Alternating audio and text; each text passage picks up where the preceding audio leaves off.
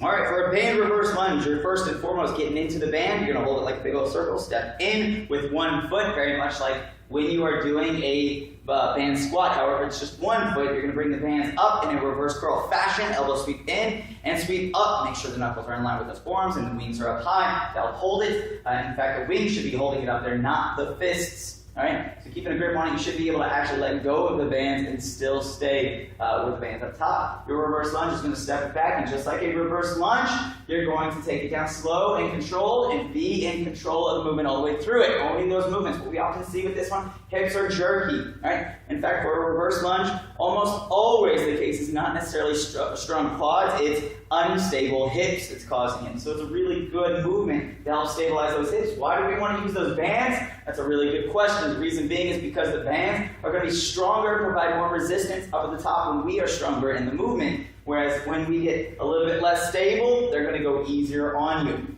All right? So bands are a really good movement, even for beginners. In fact, I like to start beginners off with, of course, the orange band, but I do like to start in a band when we're doing this to help control those hips. That being said, people who have just been starting in the last week, 2 weeks, maybe 3 weeks, depending upon the stability in the hips, may not be doing a band reverse lunge at all. A progression would be a curtsy.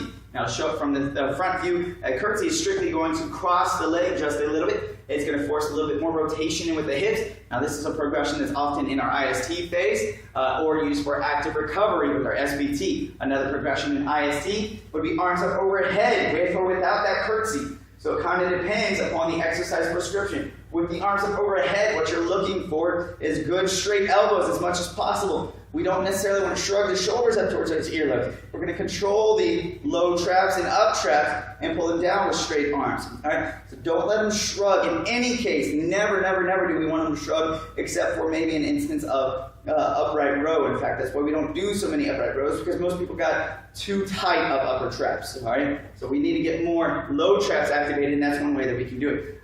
For faster movements, for Tabatas, our progressions are oftentimes just either jumping, where it's boom, power through that front leg, or just a Bulgarian split squat, keeping it up and down, because you can't do a whole lot of alternating within the band.